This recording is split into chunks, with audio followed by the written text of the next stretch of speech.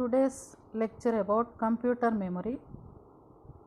This is given by C.H. Jamna Rani, SRN BGNR, Government Arts and Science Degree College, Autonomous, Khammam, Department Computer Science. Computer memory. So what is the computer memory? It is a memory. It is the storage area of computer. All the inputs are stored before processing and the outputs are stored after processing of inputs. So this is the memory. That means it will be stored inputs, outputs of the computer. Many input devices attached with this computer.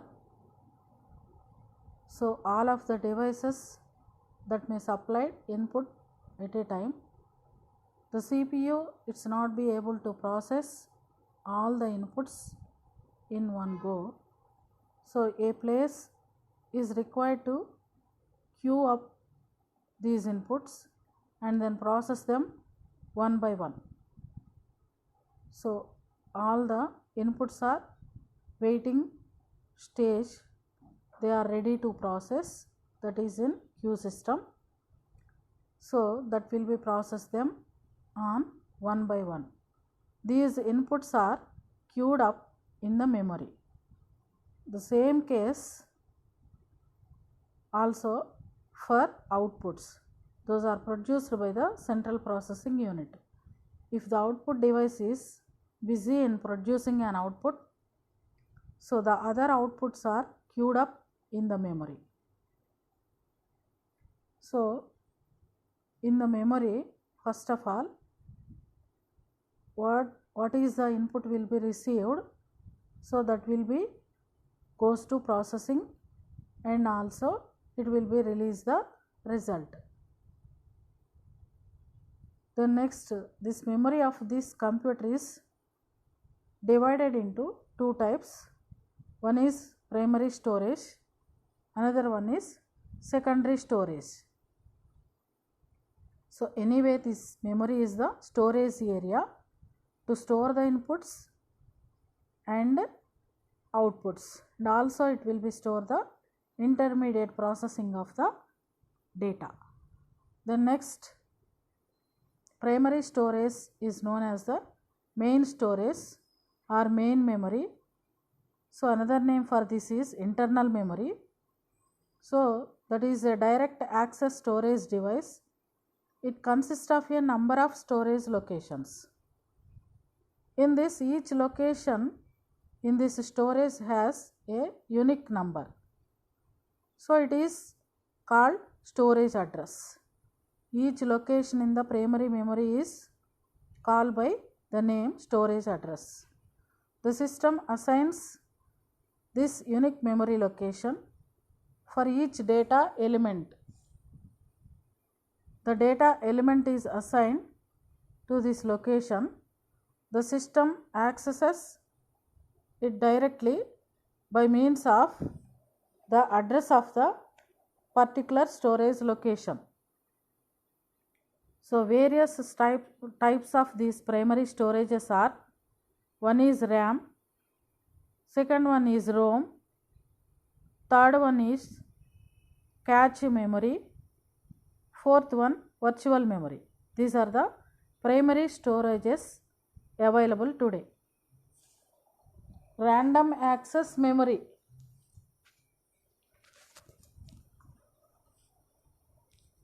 This random access memory, user enters any kind of data into this computer system. So it moves into the primary memory for storage. This type of primary memory is known as RAM. The word random refers here, this is a fact, that any piece of data can be returned quickly in a constant time. So this random access memory is volatile memory in nature. when switch off the computer, the contents will be gone from the random access memory. This random access memory stores data purely on temporary basis. So user can remove the previous data and any written information inside of it. So whenever you can require, that will be removed from the random access memory. When you switch off the computer, so it will be removed from the random access memory. This is the nature of RAM. Then next, ROM. And also another explanation about this RAM is, it is read and write memory of this computer. So we can read data from this RAM and also as well as write the data into the RAM. So the small amount of this RAM is also integrated with the CPU. So usually it's referred to as cache memory. The storage capacity of this RAM is different. So those are available today in megabytes and also gigabytes. 512 MB RAM, 1 GB RAM, 2 GB, 4 GB, 8 GB RAMs are available today. So these RAM types are static RAM, dynamic RAM. Static indicates that the memory lived its contents as long as power remains applied. So the data are lost when the circuits gets powered down, which makes static RAM is a volatile memory. So this static RAM consumes more power. Static RAM is more expensive and it holds less data than the dynamic RAM. Comparatively, dynamic RAM, with the comparison of dynamic RAM, static RAM stores the less data. So what is the dynamic RAM?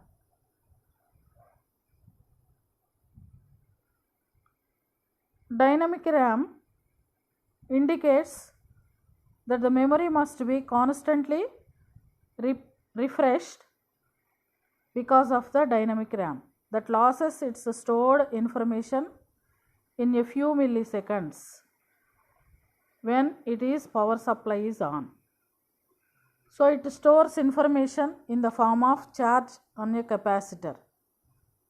So its contents must be periodically refreshed after every 2 milliseconds. This dynamic RAM consumes very less power and it is cheaper with the comparison of static RAM. So here it is in the picture shows the memory. This memory is divided into primary memory and secondary memory. So I discussed the primary memory, random access memory. From this primary memory, another memory is available, that is read-only memory.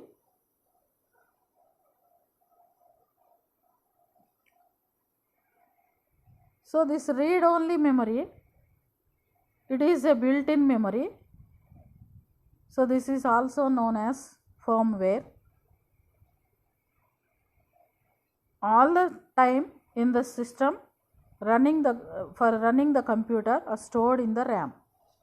Instructions will be stored in the ROM, read-only memory.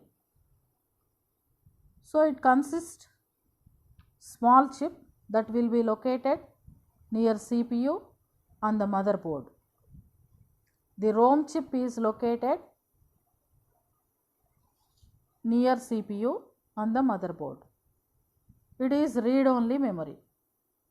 The instructions stored in this permanent in the nature. Those are usually designed by the manufacturer of the computer. This ROM is non-volatile in nature. Data doesn't get erased. The computer power is switched off. When you switch off the computer, data will not lost from the ROM. The memory organization of this ROM is exactly same as the ROM, exactly same as the RAM. ROM is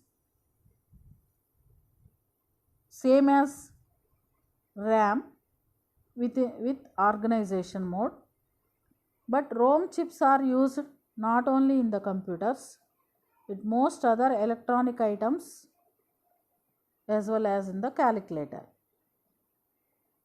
So the ROM, it's not possible to random selection and store the information. So here shown in the picture, RAM chip and also ROM chip. RAM refers the non-permanent memory. ROM refers the permanent memory. Types of ROMs are programmable read-only memory, erasable programmable read-only memory, electronically erasable programmable read-only memory. PROM is known as one-time programmable. It is non-volatile memory. So it is also a read-only memory like ROM. Only difference between ROM and PROM is the instructions in ROM are designed by the manufacturer of the computer. In this PROM, the instructions are programmed by the user according to his requirements. In the ROM, instructions are designed by the manufacturer. In the PROM, those are programmed by the programmer, but this is non-volatile in nature. Next, EPROM. The user can program the instructions himself according to his requirements. So he can also erase the instructions sometime. So by using this EPROM, that is ultraviolet rays, and also reprogram the new instructions inside it, erase the previous instructions and sometimes reprogram the new instructions into it. So using EPROM. Then next, EEPROM. So it is also the read-only memory, and also the user can program, sometimes reprogram the instructions according to his requirement, but the instructions will be reprogrammed through the special electrical pulses. Here EEPROM uses special electrical pulses to reprogram. So just like it will be working as a flash memory. So the next, another memory is the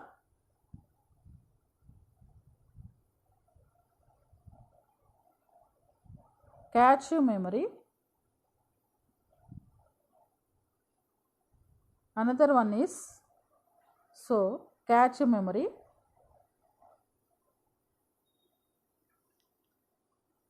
This is the primary storage. I discussed RAM, ROM. The next coming into cache memory. This cache memory is very small and also fast. It is very expensive type of storage. This will be placed between the CPU and the main memory. So why? Because it will be using this central processing unit sometimes transfers the instructions from the cache memory towards its processing area at very high speed. So that improves the processing speed. So sometimes the central processing unit can be take up the cache memory, transfers the instructions processing area with very high speed. So to improve the processing speed, CPU can be use this cache memory.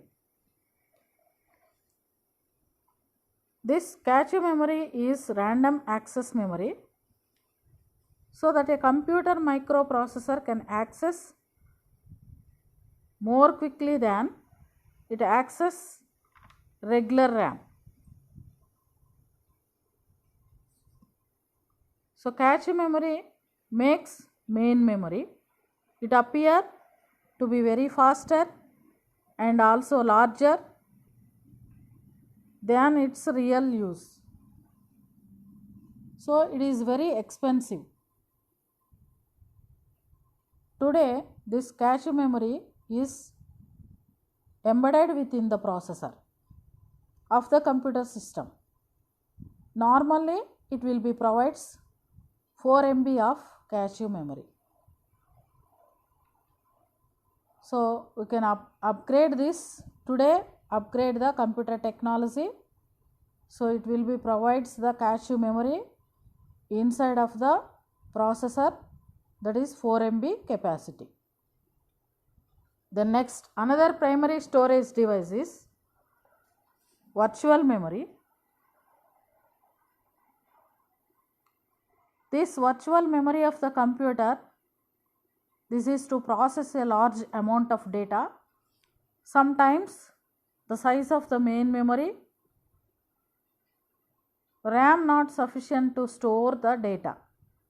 So to overcome this problem, the technique of virtual memory is used.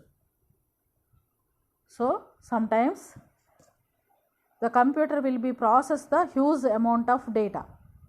On that situation, the main memory wants to store the data in huge amount of memory will be required. So in this situation, to overcome this problem, technically that is arranged by virtual memory. So when the operating system approaches this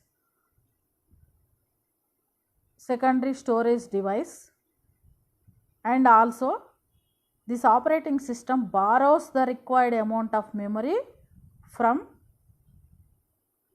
the secondary storage device, and it will be utilizes it is as a main memory, so or it's a RAM for processing the data, but it is borrowed or shared memory is called a virtual memory. So this is approached by the operating system. Operating system will be approached to the secondary device of the computer system. It will be borrows the required amount of memory from that place and also utilize that memory just like as a main memory, but it is a virtual memory, so that will be used like as a main memory. So this system allows the users to carry on working without worrying about this availability of the data storage or memory. So this memory is the very important in some situations. In some situations it will be asked some of the memory from the secondary storage.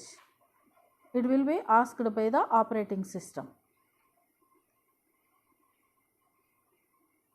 So for the process that will be borrowed by the secondary storage. So and also it will be going to be taken as for processing, just like it will be treated as a main memory. The next Coming into secondary memory. So data and instructions in RAM are purely temporary in nature.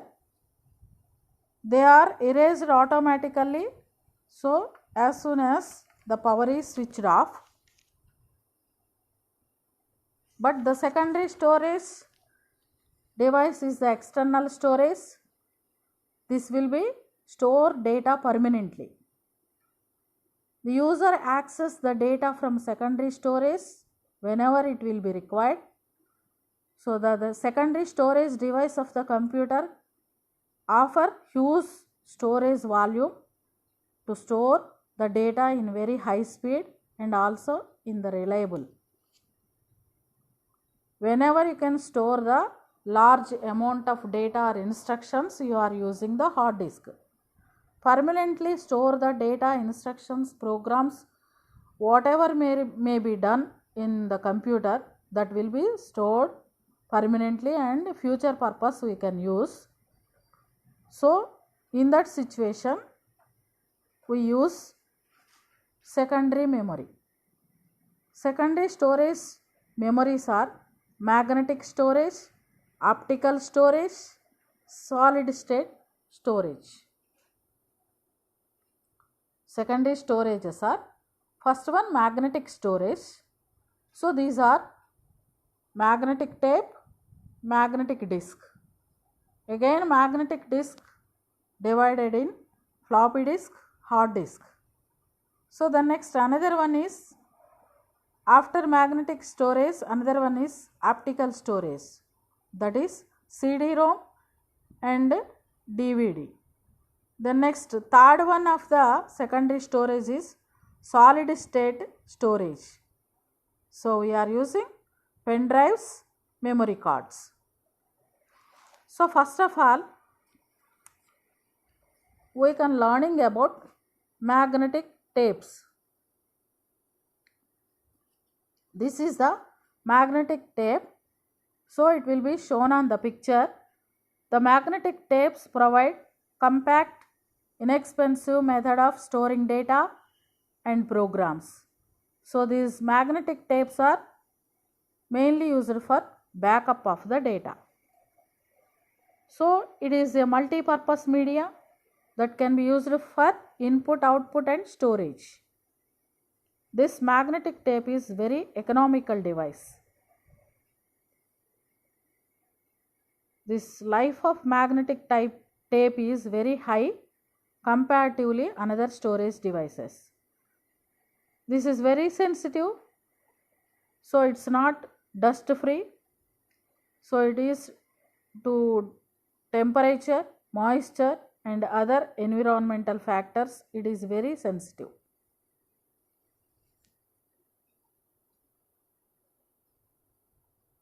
Then next, magnetic disk. These are most popular medium of the data storage in nowadays. So it's like a gramophone record. So it will be made up of plastic like material called mylar. So the data is stored in the same way as in magnetic tape. Data is randomly stored and retrieved from these disks. The drive can access any portion of the data directly. So the next example of this, floppy disk. Floppy disk is one of the most popular data storage media. This is the permanent data storage device, and also data will be transferred before the invention of this compact disk. This floppy disk was introduced by International Business Machines in 1972. This is basically consists of round flat piece of plastic coated with magnetic material. So the size and dimensions of this floppy disk are 3.5 inches, 5 1/4 inches. So this data stores on this floppy disk in tracks. Further, it will be divided into small segments called sectors.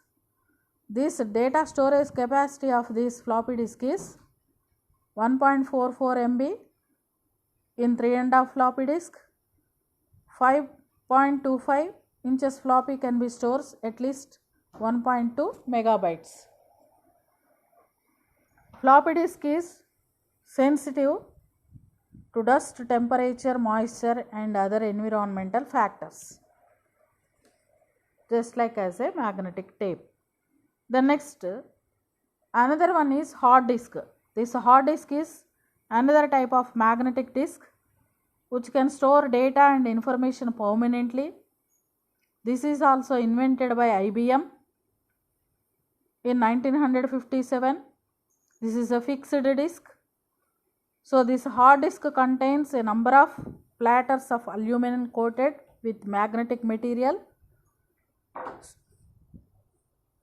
So these platters are divided into tracks and sectors. So this hard disk hold more data than the floppy disk. This is the fixed disk, permanent storage. Next, its storage capacity comes in gigabytes or terabytes. This disk stores data permanently. This will store data on hard disk. It should be formatted. Before you are using this hard disk, you are going to be formatted of this disk. The formatting is a process of creating tracks and sectors on the surface area of this disk so that data can be stored in this concentric surface area. Then next, hard disk are very faster in use comparatively floppy disk. Then next, optical storage. This optical storage device is non-volatile. So this will offers very high speed capacity. High data will be stored. It is compact in size. It's low cost. Data will be stored permanently inside of this optical storage. This is non-volatile in nature.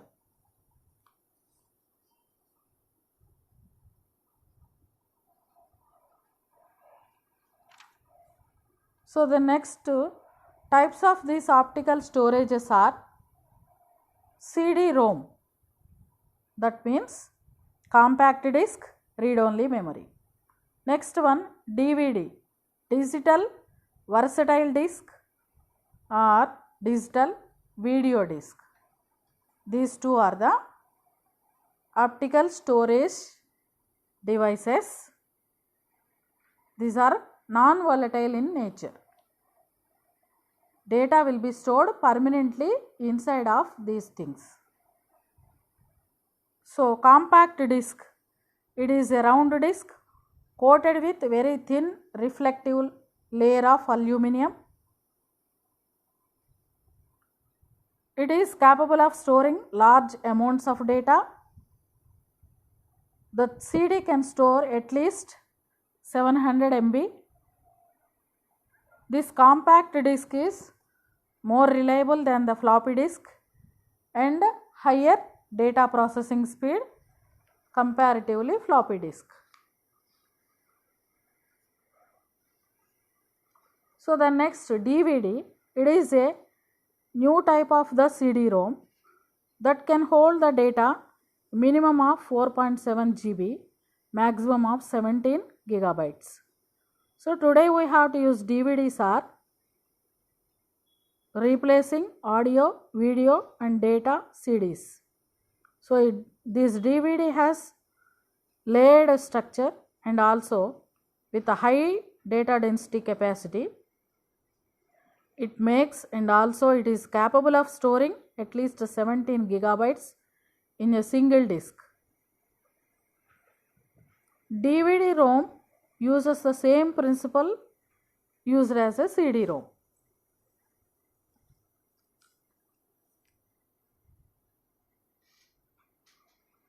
The next, solid state storages. These solid state storages, this storage is one of the latest secondary storage device. This type of storage is flash memory storage.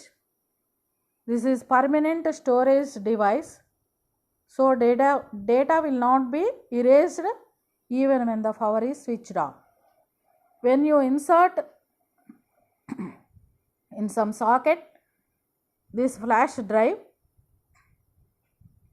when you switch off the computer, data will not be lost from this flashed storage. These solid state storages are flash drives, like as treated as pen drive. Second one, memory card. So this pen drive is a compact device of the size of a pen, comes in various shapes. This is in different types of shapes. So and also it is stylish designs. It will be provides different designs and may have different storage capacities. The main feature of this pen drive is it enables easy data transmission from one computer to another computer. When it is plug in and play device that simply plugs into the USB port of the computer, that will be plugged into the USB port of the computer system. So the computer detects it automatically as a removable drive. So we can easily read, write, copy, delete, or sometimes move data from one computer hard disk to another device, that is pen drive. Means we can transfer or move the data from the computer hard disk to pen drive. Then next, you can transfer the data from pen drive to your computer system. This is possible using this pen drive. It doesn't require any kind of cable, just it is a battery or a software, so it is compatible with almost every PC. It stores data permanently. It is non-volatile in nature. This has very compact size and very low energy consumption. So the available storages capacities are 512 MB, 1 GB, 2 GB, 4 GB, 8 GB, 16 GB, 32 GB, etc. like that. Then next, last one, it is a secondary storage device. So that is the explanation about memory card. This memory card or flash card is an electronic flash memory. So data will be stored in this device that will be used for storing digital information. This memory data storage, this means this memory card device is used to storing the digital information. Some of the most popular ones are secure, digital and multimedia memory card. Storage capacity of these cards range from 64 MB to 8 GB. Normally you can use these cards 64 MB to 8 GB capacity. So these are commonly used in main electronic devices,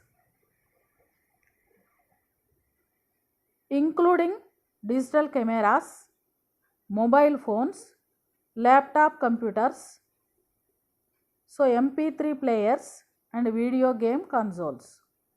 In these places we have to use this memory card. They are very small in size and also it is used for re-recordable purpose.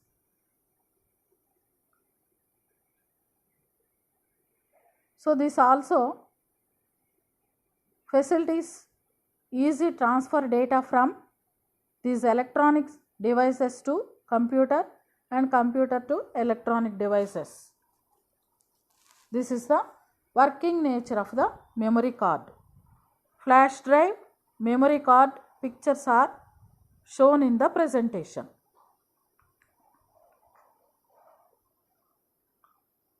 Then last one is the quiz questions about this class. So here is a question. The first question is, the memory is used by the central processing unit to store instructions and data that are permanently or repeatedly required to execute programs to improve overall system performance. So memory is used by the CPU to store the instructions and data, repeated process. So for this improvement of this execution of the program, what is the overall system performance? That is cache memory. So improved by this cache memory. System performance improved by the cache memory. Next, magnetic tapes, floppy disks, optical disk, flash memory and hard disks. These all are the examples of auxiliary memory. This is the floppy disk, optical disk, flash memory, hard disks. These are the examples of auxiliary memory. These are the permanent memories. Whenever you can store the data, instructions or programs, whatever you are doing using the computer, that will be stored permanently. So you have to use the permanent storage devices or secondary storage devices. So here magnetic tapes, floppy disks, optical disk, flash memory, hard disk, these are the permanent disk storages. Then next, the time taken to initiate a transfer is called. So example of this thing. So here seek time, rotational delay, data transfer rate, disk latency is there. Here we can, the answer is disk latency. Next, disk address is specified by using sector number, track number, surface number, all of the above. Disk address. Disk memory address is specified by the sectors. Then next, tracks. Then next, surface number. Disk surface area is divided into number of tracks. Each track is divided into number of sectors, like that. So these three are the answer of this question. Next, the memory used in MP3 players, PDS, laptops and digital audio players is flash memory. So this flash memory is used in players, laptops and digital audio players. Then next, the component of the processor that controls the flow of data through the computer system is called central. In the central processing unit that is available, that is control unit. This is the component of the processor which will controls the flow of data through the computer system. This is the control unit. Control unit is the coordinator of the all equipment of the computer system. So these are the answers of the quiz session. So I complete this computer memory class. Thank you.